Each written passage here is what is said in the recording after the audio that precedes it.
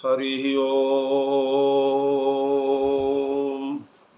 श्रीमन्महागणाधिपतये नमः। श्रीराम शरणं मम। श्रीगुरवे नमः। श्रीसरस्वत्यै नमः। श्रीमातृपितृचरणकमलेभ्यो नमः। गणेश हेरम्ब गजाननेति महोदरं स्वानुभवं प्रकाशिन् वरिष्ठ सिद्धि प्रिय बुद्धिनाथ वदन्त एवं त्यजत प्रभीति।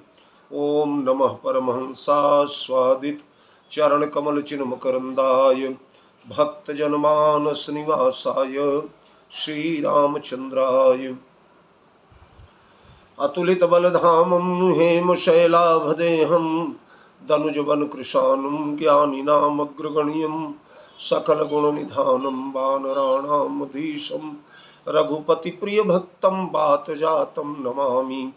वीणाधरे विपुल मंगल दानशीले भक्त्यार्तिनाशिनि शिव विरंचि हरीश वंदे कीर्तिं प्रदेखिल मनोरथ दे महारे विद्या प्रदायिनी सरस्वती नौमि नित्यं प्रभु समरथ सर्वज्ञ शिव सकल कला गुणधाम योग ज्ञान वैराग्य निधि प्रणत कल्प तरुणाम अपने अपने घरन की सब काहू को पीर तुम ही पीर सब घरन की धन्य धन्य रघुवीर खल दल बन दावायनल राम श्याम घन मोर रोम रोम में वज्र बल जय केसरी किशोर जय कविता के गगन दिवाकर ज्ञान भक्ति के विमल प्रकाश पारिजात के पुष्पयाप हो जय गोस्वामी तुलसीदास श्री गुरु चरण सरोज रज निज मन मुकुर सुधारी बरनऊँ रघुबर बिमल जसु जो दायक फलचारी सियावर रामचंद्र की जय पवन सुत हनुमान की जय गोस्वामी जी महाराज की जय श्री राम कथा महोत्सव की जय श्री रामचरितमानस भगवान की जय।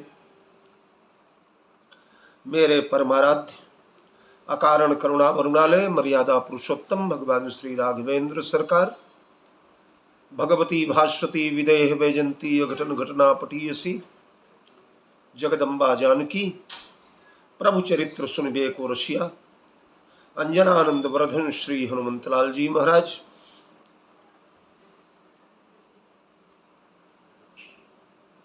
भगवत कविकुल चक्र चूड़ामणि साहित्य आकाश के दीप्त दिवाकर तुलसी नंदन गोस्वामी तुलसीदास जी महाराज भगवत कथा रस रसिक विज्ञ महानुभाव जन आए। बड़ी दिव्यतम चर्चा चल रही है रामचरितमानस का पंचम सोपान सुंदर कांड के अंतर्गत अशोक वाटिका में तरुपालों में छिप करके हनुमंतलाल जी सारा दृश्य देख रहे हैं। त्रिभुवन विजेता क्रूर कर्मा व्यभिचारी दुराचारी अहंकार का पुतला सजीव काम रावण किशोरी जी के सामने खड़ा है और सीता जी को नाना प्रकार के प्रलोभन दे रहा है।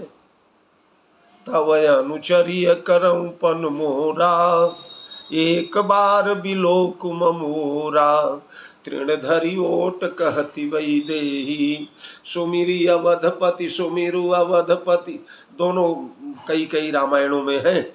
सुमिरी अवधपति परम स्नेही सोनु दस मुख खद्योत प्रकाशा कबहु की नलिनी करई विकासा असमन समुझ कहति जान की सठ सुधि नहीं रघुवीर बान की अरे खल सुधि नहीं रघुवीर बान की सठ सुने हरियाण ही मोही अधम निलज्ज लाज नहीं तोही आप ही सुनि खद्योत सम राम ही भानु समान परुष बचन सुनि काढ़ी असि बोला यति खिसियान। तो असमन समुझ कहत जान की खल सुधि नहीं रघुवीर मान की कल इसी चौपाई की चर्चा चल रही थी। किशोरी जी कहती हैं, अरे दुष्ट, मन में थोड़ा विचार तो कर।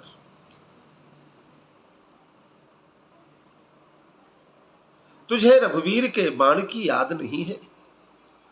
भगवान श्री राघवेंद्र के वो अमोघ बाण, जिनका प्रमाण कई कई बार तुझे अपने प्रिय स्वजनों के द्वारा मिल चुका है। अकंपन ने आकर के बताया, खरदूषण त्रिशिरा जब मारे गए तो सारा समाचार आकर के वाल्मीकि रामायण में पहले अकंपन ने बताया था। भगवान श्री राम के बाणों की चर्चा किया था। महाराज जब वो एक बाण छोड़ते हैं तो बाण सावन के बिंदु जैसे बनकर करोड़ करोड़ की संख्या में सामने वाले योद्धाओं पर बरसते हैं। महाकाल के ग्रसने के बाद, महान विषधर नाग के डस लेने के बाद भी मनुष्य के बचने की संभावना है, लेकिन रघुपति सर बची रघुपत सर लगी बचब यदेशा, बचई उरग बरु ग्रसे खगेसा, रघुपति सर छुटी बचब यदेशा। महान विषधर नाग के डसने पर भी बचने की संभावना है, पर रघुवीर के बाण लगने के बाद बचने की संभावना नहीं होती। फिर तेरी बहन सुपनखा ने आकर के सुनाया, तेरे मामा मारीच ने सुनाया, जयंत ने, ये सारी कथाएं कल आप लोग सुने। एक कथा बड़ी मशहूर है अयोध्या के प्राचीन समय, पूर्व काल में, यानी आज के 40-45 साल पहले अयोध्या के एक बहुत बड़े कथावाचक थे मानस मार्तंड प्रेमदास जी महाराज। उन प्रेमदास जी महाराज से भिवंडी में मैंने सुना था। महाराज जी बता रहे थे कि यहां रघुवीर के बाण का प्रश्न ही नहीं, यहां किशोरी जी खल सुधि नहीं रघुवीर बाण की। किशोरी जी मानो कहती हैं, अरे दुष्ट, राम के बाण से तेरा आमना सामना हुआ हो चाहे ना हुआ हो, लेकिन वीर रघु के बाण की याद तो कर। वो वीर रघु का बाण कैसा था? स्वामी प्रेमदास जी महाराज किसी ग्रंथ का संदर्भ उन्होंने दिया था, चूंकि समुझे नहीं तस बालपन तब यति रहूं अचेत। मैं भी नया नया कथावाचक बना था, भारतवर्ष के बड़े बड़े महानगरों में घूम घूम कर कथा करने की आदत थी। उस समय टीवी वगैरह का जमाना नहीं था। तो स्वामी प्रेमदास जी महाराज की कथा सुनने भिवंडी में एक बार मैं बैठा था। मानस मार्तंड प्रेमदास जी महाराज अयोध्या। तो महाराज जी बड़ी प्यारी बात बता रहे थे कि खल सुधि नहीं रघुवीर बाण की। एक बार रावण ने अयोध्या पर आक्रमण किया। उस समय अयोध्या के राजा महाराज अनरण्य थे। श्रीमद् भागवत महापुराण में ये कथा वर्णित है। उन महाराज अनरण्य से युद्ध करके रावण ने अनरण्य का वध कर दिया, मार डाला उन्हें। उनके सिर पर ऐसी मुष्टिका का प्रहार किया कि सिर फाट गया और महाराज अनरण्य धराशायी हो गए। भगवान श्री राम के 10 पीढ़ी के ऊपर थे। उन महाराज अनरण्य के मरने के बाद उसी वंश में महापराक्रमी, महाधनुर्धर, महान वीर, महासंयमशाली और महान दानी राजा हुए महाराज रघु, जिनके नाम पर ही ये वंश इक्ष्वाकु वंश से बदलकर रघुवंश हो गया। उन महाराज रघु को नारद बाबा ने बताया कि रावण ने तुम्हारे बाबा महाराज अनरण्य को मार डाला था, महाराज अनरण्य का वध कर दिया था। तो उन्होंने सेना सजाया, बोले मैं रावण से लड़ूंगा और मुझसे मार करके अपने पितामह का बदला चुकाऊंगा। नारद ने कहा नहीं, ऐसे लड़कर के युद्ध में आप रावण को नहीं मार सकते। तो महाराज रघु ने कहा, ऋषिवर तब क्या किया जाए? नारद बाबा ने कहा, धर्म के द्वारा, यज्ञ के द्वारा कोई ऐसी शक्ति प्राप्त करो जिससे रावण मारा जाए। भुजबल से आप रावण को नहीं मार पाएंगे, क्योंकि अभी रावण की मृत्यु लिखी ही नहीं है। हाँ, कोई दैवी सत्ता अगर आ जाए तो विधि विधान को भी बदलने की शक्ति धर्म में, मंत्रों में होती है। तो महाराज ने रावण हंता यज्ञ प्रारंभ किया अयोध्या में सरयू जी के पुलिन पर। 1 वर्ष यज्ञ चला है, और यज्ञ की पूर्णाहुति होने का जब समय आया तो अग्नि देवता प्रकट हो गए, और प्रकट होकर के अग्नि देवता ने एक बाण महाराज रघु को दिया, परम तेजस्वी बाण दिया, अग्नि के समान प्रज्वलित बाण। बोले, राजन इसी बाण के द्वारा रावण मारा जाएगा, ये बाण लीजिए आप। महाराज रघु ने बाण लिया और बाण लेकर के उसे प्रत्यंचा पर चढ़ाना चाहा। उसी समय ब्रह्मा जी प्रकट हो गए। ब्रह्मा जी ने महाराज रघु की कलाई पकड़ लिया। राजन, ये क्या कर रहे हैं? रघु ने कहा, महाराज, दुष्ट रावण ने हमारे पूर्वजों के साथ छल किया है। हमारे पितामह महाराज अनरण्य को मार डालने वाले रावण को मैं इस बाण से विनिष्ट कर दूंगा, जला दूंगा। ब्रह्मा ने कहा, राजन, अगर ऐसा करोगे तो हमारी मर्यादा छिन्न भिन्न हो जाएगी, हमारी मर्यादा नष्ट हो जाएगी। क्यों? ब्रह्मा जी ने कहा, राजन, मैंने उसका वध राम के हाथों लिखा है। आपके वंशज होंगे राम, आपके कुछ पीढ़ियों के बाद श्री राम का प्रादुर्भाव इसी अयोध्या के सूर्य वंश में, इसी रघुवंश में होगा। उनके हाथों रावण मारा जाएगा। इसलिए अगर आप उसे मार डालेंगे तो एक तो मेरा विधान टल जाएगा, और दूसरे राम के हाथों जो मरना है वो स्वयं श्री राम को नहीं मिल पाएगा। राजन, और अंदर की बातें थी कि ब्रह्मा जी रावण के प्रति बड़े उदार थे। ये सारे वरदान रावण को ब्रह्मा जी ने ही दिया है। तिन ही देई बर ब्रह्म सिधाए, भोले बाबा ने, शंकर जी ने नहीं दिया है।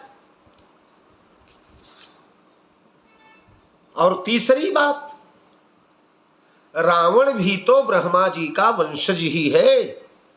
ब्रह्मा जी से महाराज मरीचि, महाराज मरीचि से महाराज कश्यप, महाराज कश्यप से महाराज पुलस्त, पुलस्त से महाराज विश्रवा, विश्रवा से रावण। इस प्रकार रावण पड़पोता ही है।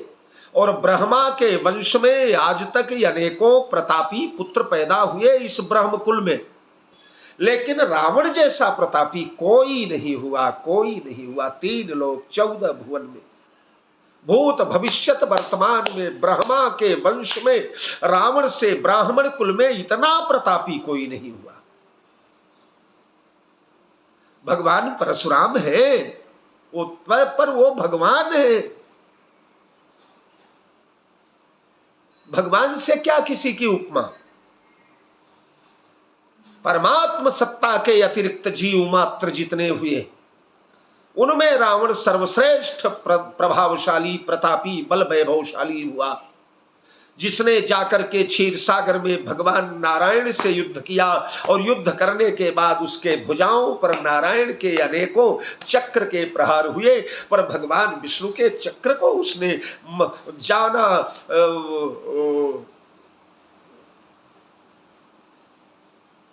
कै मैनाक की खगपति होई, माम भुज बल जान सहित पति सोई। जिस समय जटायु जी महाराज दौड़े तो उसने कहा, वो ये पर्वताकार कौन जीव दौड़ा चला आ रहा है? हो सकता है मैनाक पर्वत हो, पर मैनाक को तो मैं पैर के नीचे कुचलता हूं। मैंने पाताल का जो छिद्र है उसे ढकने के लिए मैनाक को स्थिर करके समुद्र के अंदर रखा है। मैनाक और समुद्र की क्या औकात की मेरी ओर दौड़ेंगे? तो खगपति हो ही, फिर हो सकता है कि गरुण हो या, पर ना मम भुज बल जान सहित पति सोई। अपने मालिक के साथ, नारायण के साथ गरुण को भी मेरे भुजाओं का बल विक्रम मालूम है। कई बार क्षीर सागर में जाकर युद्ध किया है मैंने।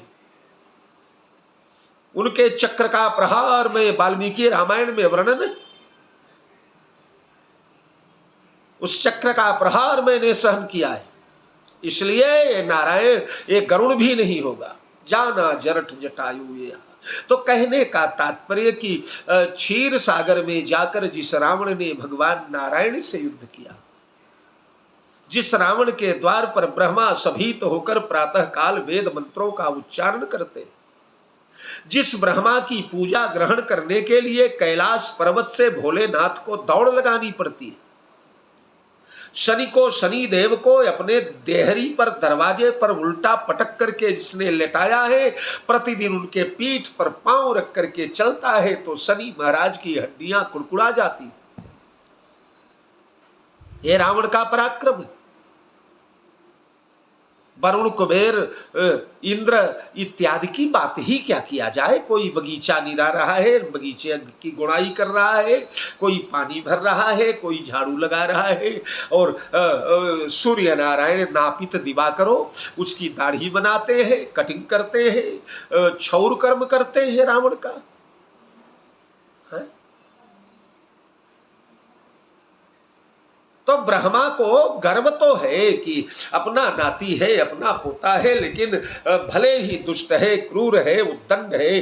किसी बुजुर्ग का नाती पोता अगर थोड़ा क्रूर उद्दंड हो जाए तो ऊपर से भले ही गुस्सा प्रकट करे, अंदर ही अंदर गर्व भी करता है कि मेरे कुल दीपक ने सारे जगत को हिला करके रख दिया है, मेरे वंश का नाम बढ़ाया है।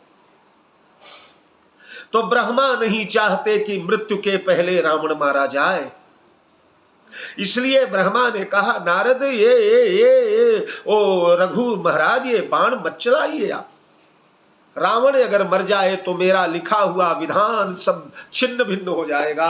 तो रघु ने कहा फिर इस बाण को मैं क्या करूं। उन्होंने कहा मुझे दीजिए, जब आपके वंश में रामावतार होगा तो भगवान श्री राम तक यह बाण पहुंचाया जाएगा, मैं यह बाण प्रेषित कर दूंगा राम के पास। और वह बाण दे दिया महाराज रघु ने महाराज ब्रह्मा को। अब ब्रह्मा चिंता में पड़े कि इस बाण की सुरक्षा कैसे करवाया जाए, इसे रखा कहां जाए। कोई भेदिया, कोई षड्यंत्रकारी, कोई चोर इस बाण को चुरा लिया तब तो बड़ा अनर्थ हो जाएगा। तो ब्रह्मा जी महाराज ने वह बाण रावण को दे दिया। ब्रह्मा जी महाराज ने वह बाण नारद को दे दिया और नारद को बोले बेटा कोई चतुराई ऐसा करो कि यह बाण बिल्कुल सुरक्षित रहे, जब तक रामावतार न हो तब तक यह बाण किसी प्रकार से किसी दूसरे के हाथ में जाना नहीं चाहिए। नारद ने कहा पिताजी हमारे लिए तो अच्छी समस्या खड़ी कर दिया है आपने। मैं भगवान का संकीर्तन करते हुए समस्त लोकों में विचरण किया करता हूँ, इस बाण की रखवाली करना मेरा सब जीवन ही उलझ करके रह जाएगा। पिताजी मैं इस बाण की रक्षा कैसे करूं। उन्होंने कहा जो विवेक तुम्हारा करे, पर यह बाण मैंने तुम्हारे हवाले कर दिया। और नारद बाबा ने विचार किया कि इस बाण की सबसे बढ़िया सुरक्षा कौन कर सकता है।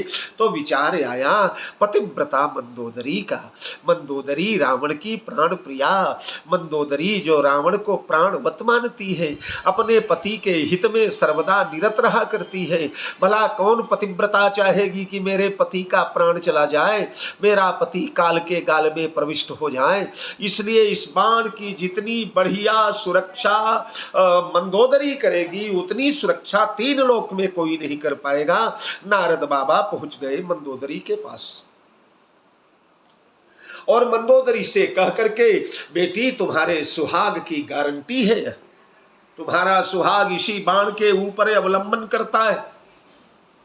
यह बाण जब तक सुरक्षित रहेगा तब तक तुम्हारा सुहाग अखंड रहेगा। अगर यह बाण किसी दूसरे के हाथ में चला गया तो इसी बाण के द्वारा तुम्हारे पति की मृत्यु लिखी है, तुम्हारा पति इसी बाण के द्वारा मारा जाएगा। कांप उठी मंदोदरी, गुरुदेव तो इस बाण का क्या किया जाए। बेटी इसे ऐसे छुपा करके रखो कि वायु भी प्रवेश न कर पाए इस बाण के पास, किसी को गंध नहीं मिलना चाहिए। किसी प्रकार कोई जान न पावे कि बाण तुम्हारे यहां रखा है। इसकी सुरक्षा की पूर्ण जिम्मेदारी तुम्हारी। जब तक बाण सुरक्षित है तब तक तुम्हारा सुहाग सुरक्षित है। मंदोदरी ने बाण लिया और गुप्त कक्ष के अंदर, गुप्त कक्ष के अंदर, गुप्त कक्ष के अंदर 7 गुप्त दरवाजों के अंदर वज्र के ताले लगा करके मजबूत तिजोरी के अंदर उस बाण को रख दिया। किसी का प्रवेश वर्जित कर दिया। दासियां भी नहीं जाती। उस कक्ष को स्वयं झाड़ू लगा करके मंदोदरी साफ करती। कई बार दासियों ने प्रयास किया, वो बोली ना, मेरे इष्ट देवता उस कक्ष में है, वहां मैं किसी को प्रवेश नहीं करने दूं। और जुग समय बीतता रहा। महाराज रघु का कार्यकाल समाप्त हुआ। उसी वंश में कुछ पीढ़ियों के बाद भगवान श्री राम का अवतार हुआ। रावण ने किशोरी जी का हरण किया। भगवान श्री राम ने हनुमान जी को भेजा। अब हनुमान जी महाराज तो ज्ञानी नाम अग्रगण्यम 3 लोक 14 भुवन के समस्त गुप्त रहस्यों को जानने वाले अंजनानंद वर्धन हनुमान जी जानते हैं जब तक यह बाण सुरक्षित रहेगा लंका में रावण का बाल बांका नहीं होगा। हनुमान जी महाराज लंका गए। रात्रि काल में मंदिर मंदिर प्रतिकर शोधा, देखे जह तह अगणित जोधा। समस्त मंदिरों में जाने लगे। गयऊ दशानन मंदिर माही, दशानन के मंदिर में गए। वाल्मीकि में दुनिया भर का वर्णन है। मैंने पिछले प्रवचन में इस चौपाई की व्याख्या में सब आपको बताया है। अंत में हनुमान जी महाराज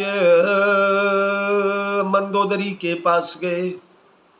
मंदोदरी को धीरे धीरे जगाया। बेटी जाग जाग जाग। आंख खोला। मंदोदरी ने देखा सामने नारद बाबा खड़े। नारद बाबा के वेश में हनुमान जी महाराज गए थे। तो हनुमान जी महाराज ने धीरे से कहा, बेटी चुप रहना, किसी को पता न चले। मंदोदरी ने पूछा, बाबा आप रात्रि काल में कैसे आए? नारद बाबा, अब नारद बाबा क्या, वो तो हनुमान जी ही है। नारद बाबा बोलने लगे, बेटी बेटी मैंने वो जो तेरे सुहाग की रक्षा के लिए बाण दिया था, वो बाण सुरक्षित है ना? मंदोदरी ने कहा, बाबा मैंने वज्र का ताला लगा करके उस बाण को सुरक्षित रखा है। वायु देवता भी वहां प्रवेश नहीं कर पाएंगे। जीवधारी की तो बात ही छोड़िए। कोई मनुष्य, देव, यक्ष, किन्नर, गंधर्व, किम पुरुष, विद्याधर, चारण, सुरेंद्र, महेंद्र, नरेंद्र, नाग, नर, किसी की शक्ति नहीं है कि उस बाण तक पहुंच पाए। बाबा बाण मैंने अपने सुहाग को अपने प्राणों के समान छिपा करके रखा है। वही बाण मेरा सुहाग है। नारद बाबा ने कहा, लेकिन बेटी बैरी छाती पर चढ़ता चला आ रहा है। सीता का हरण करने के कारण भगवान श्री राम क्रुद्ध होकर के फुफकार रहे। राम के पास ऐसे ऐसे गुप्तचर हैं, ऐसे ऐसे सैनिक हैं, ऐसे ऐसे भेदिए हैं कि उनके सामने कोई भेद नहीं रह जाता, सब खुल जाता है। बेटी उस बाण की सुरक्षा बहुत जरूरी है। उसने कहा, बाबा पूर्ण सुरक्षित है। नारद ने कहा, चल मुझे दिखा। अब नारद ने ही तो लाकर बाण दिया था, उन पर अविश्वास करने का कोई कारण नहीं। मंदोदरी गई है और कपाट खुलने लगे। पहला कपाट, दूसरा कपाट, 5वां कपाट, 6वां कपाट, 7वां कपाट खुला है। और अंदर वह तिजोरी महाराज, परम वज्र जैसी तिजोरी, मजबूत, उसमें वज्र के ताले। मंदोदरी ने खोला है। खोला, देखा अग्नि के समान चमचमाता हुआ बाण तिजोरी में सुरक्षित रखा है। हंस पड़ी, बोली, बाबा बाण सुरक्षित है। बाबा ने कहा, अरे पगली बाण तो सुरक्षित है, लेकिन वही बाण है क्या? किसी ने अदला बदला तो नहीं। मंदोदरी ने कहा बाबा वही बाण है। बाबा ने कहा मुझे भरोसा नहीं हो रहा, इधर बता। और मंदोदरी ने वह बाण नारद बाबा के हाथ में दे दिया। नारद बाबा ने बाण लिया और तुरंत बदलकर हनुमान बने, जय श्री राम, और जय श्री राम कह करके छलांग लगाए, लंका के कंगूरे पर चढ़ गए। वह बाण निकल गया मंदोदरी के कक्ष से। मंदोदरी ने रावण को बताया था, सीता जी वही याद दिला रही है, अरे अभागे, तू जिसे अपने जीवन की गारंटी समझता था वो निकल चुका है। असमन समुझ कहती जान की, अरे खल सुधि नहीं रघुवीर बान की। ये खल तुझे रघुवीर के बाण की याद नहीं है। उसके बाद कई विद्वान लोग रघुवीर राजा अज को भी कहते हैं, राजा यज को कहते हैं कि एक बार रावण जिस समय वेदवती के आश्रम में गया और वेदवती जो जिसके जन्म के समय ही वेद मंत्र उसके मुंह से फूटने लगे थे, परम तपस्विनी वेदवती तपस्या कर रही थी, उनके कुटिया के द्वार पर रावण पहुंचा। और रावण पहुंचा तो उसी समय महाराज रघु शिकार खेलने गए थे। रावण ने वेदमती को देखा, वेदमती को देखकर काम के वशीभूत होकर के दशानन वेदमती के सामने गया और वेदवती के सामने जाकर के उसने उससे प्रणय निवेदन किया। लेकिन वेदवती धिक्कारने लगी, रावण की भर्त्सना करने लगी, रावण को कटु शब्द बोलने लगी। अंत में काम के वशीभूत रावण कामातुराणाम न भयम न लज्जा दौड़ा है, वेदवती के भुजा में हाथ लगा दिया है। और जिस समय वेदवती के भुजा में हाथ लगाया, त्राहि त्राहि तब सुता पुकारा, रक्षा करो कोई बचाओ बचाओ। उसी समय राजा अज गए करण शिकारा, करुण शब्द यज जब सुनि पाए, मंत्र प्रेर एक बाण चलाए। और वह बाण आया है, रावण को मारकर उड़ा करके लंका में गिरा दिया है। और रावण मूर्छित रहा 7 दिन। उसके बाद जागृत हुआ तो सीता जी याद दिला रही है, असमन समुझ कहति जान की, अरे खल सुधि नहीं रघुवीर बाण की। हाँ, उसके बाद जो है रघुवीर बाण की सुधि नहीं है और उसके साथ साथ खल बोल रही है। क्यों? बोले राम के बाण खलों के लिए ही बने हैं और तू खल है। उस बाण का सबसे बढ़िया उत्तराधिकारी तू ही है, तेरे ही छाती पर गिरना चाहिए, क्योंकि वह बाण और लोगों पर चलते ही नहीं। जब चलते हैं तो किस पर चलते हैं? बोले खलों पर चलते हैं। हम क्षत्रिय मृगया बन करही, तुम से खल मृग खोजत फिरही, तुम से खल मृग खोजत फिरही, मुनि पालक खल सालक बालक, खल सालक बालक खलों को ही मारते हैं। अरे खल बधि तुरत फिरे रघुवीरा, सोह चाप कर सर तू नीरा, कर सारंग साज कटि भाथा, अरि अरि दल दलन चले रघुनाथा, तब सोनित की प्यास त्रिषित राम सायक निकर। ओ राम के सायक तेरे रक्त के लिए ही प्यासे हैं रे। तब सोनित की प्यास त्रिषित राम सायक निकर, इसलिए खल सुधि नहीं रघुवीर बाण की। ये राम के बाण खलों पर ही चला करते हैं, संतों पर नहीं चलते। अरे सठ सुने हरियाण सिमोही, अधम नीलज लाज नहीं तो ही। हे मूर्ख, हे शठ, हे दुर्बुद्धि, हे क्रूर, सूने में मुझे हर करके लाया, अधम निलज्ज लाज नहीं तो ही। यहां पर देखिए दोनों शब्द समानार्थी है। निलज्ज माने जिसे लज्जा नहीं है, और लाज नहीं तो ही माने निलज्ज। तो बाह्य दृष्टि से देखने पर पुनरुक्ति दोष लगता है, पर सीता जी दो बातें याद दिलाती है। सठ सूने हरियाण सिमो, तो निलज्ज है इसलिए सूने में मुझे हर करके लाया। अगर लज्जावान होता, शूरवीर होता, योद्धा होता, तो हमारे स्वामी जब कुटिया पर थे, हमारे देवर लक्ष्मण जब कुटिया पर थे, आकर के उनसे युद्ध करना था, लड़ना था, लड़कर जीत कर मुझे लेकर के आना था। पर प्रभु चले गए, तब तू चोर की तरह आया। चोर की तरह नहीं, रामचरितमानस में तो कुत्ते की तरह आया। इतबुत चलय सो 10 कंठ स्वान की नाई, इतबुत चितई चला भेड़ियाई स्वान की नाई। कुत्ता जैसे दरवाजा खुला देखता है तो मालिक को इधर उधर अगल बगल में ताकता हुआ, कहीं कोई देख तो नहीं रहा है, कहीं कोई देख तो नहीं रहा है। दुम दबा करके चोरी चोरी जैसे कुत्ता जाता है घर में कुछ चोरी करने के लिए। यज्ञशाला थोड़ी देर आचार्य छोड़कर स्नान ध्यान करने चले गए, और कुत्ते जैसे दुम दबाकर जैसे कुत्ता जाता है, वैसे तू आया है राम आश्रम रूपी यज्ञशाला में। सुना शार्दूल योरिव, शार्दूल से सुना देखा थोड़ा, तो सुना माने कुत्ता। शार्दूल के सिंह के गुफा में घुस करके सिंह का शिकार लेकर के कुत्ता भाग चला।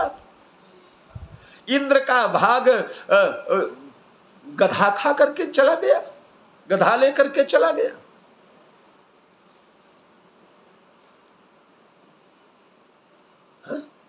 तो वाल्मीकि रामायण में भी कुत्ता कहा गया, रामचरितमानस में भी कुत्ता कहा गया, और अध्यात्म रामायण में रहते राघवाभ्याम तो सुनीव हरिरध्वरे, सुनीव। रामचरितमानस और वाल्मीकि में तो कुत्ता कहा गया, पर अध्यात्म रामायण में सुनीव हरिरध्वरे, सुनी माने कुत्ती, कुतिया। कुत्ता भी नहीं रे, तू तो कुतिया के जैसा, जैसे कुतिया चोरी करती है यज्ञशालाओं के हविष्य को, यज्ञशालाओं के प्रसाद को, उस प्रकार जाकर कुतिया जैसा बन करके तू आया, निर्लज्ज कहीं का।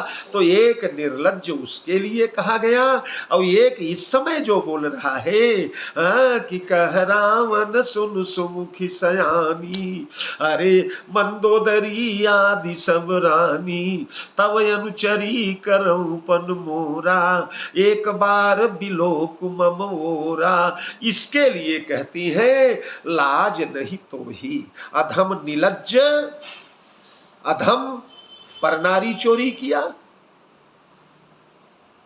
निलज्ज स्वामी के न रहने पर, देवर के न रहने पर कुत्ते जैसे जाकर के चोरी किया। और लाज नहीं तो ही इतनी पत्नियों के सामने मुझसे, बेटी जैसी भी उम्र नहीं है, बेटी से भी कम उम्र है, और मुझसे ऐसे शब्द उच्चारण कर रहा है, ऐसी लाज नहीं है तुझे। तूने सो तीन तोरी लाज परिहरई, जैसी तेरी बहन निर्लज्ज थी, पत्नी के सामने जाकर पति से प्रणय निवेदन करने लगी, उसी प्रकार तू लज्जाहीन है, पत्नी के सामने परनारी से, कन्या जैसी नारी से आकर के प्रणय निवेदन कर रहा है। इसलिए सठ सूने हरियाण सिमोही, अधम निलज्ज लाज नहीं तो ही। इसके आगे की चर्चा हम लोग करेंगे। एक एक चौपाई पर मैं आप लोगों को बिल्कुल जैसे विद्यालय में विद्यार्थियों को एक एक सूत्र पढ़ाए जाते हैं, बताए जाते हैं, ऐसा समझाने का प्रयास करूंगा। विशेष करके रामचरितमानस के जो विद्यार्थी हैं, जो नए कथावाचक लोग हैं, उन्हें अवश्य इस कथा को सुनना चाहिए, उन्हें बहुत कुछ मिलेगा। हाँ, अगर केवल नाचना कूदना तक ही कथा को आप सीमित रखना चाहते हैं तो अलग की बात है, पर कथा के अंतराल में, रहस्य में अगर प्रवेश करना चाहते हैं तो मानस के वक्ताओं को भी अवश्य सुनना चाहिए। जय जानकी जीवन। बहुत बहुत साधुवाद। कल फिर मिलेंगे।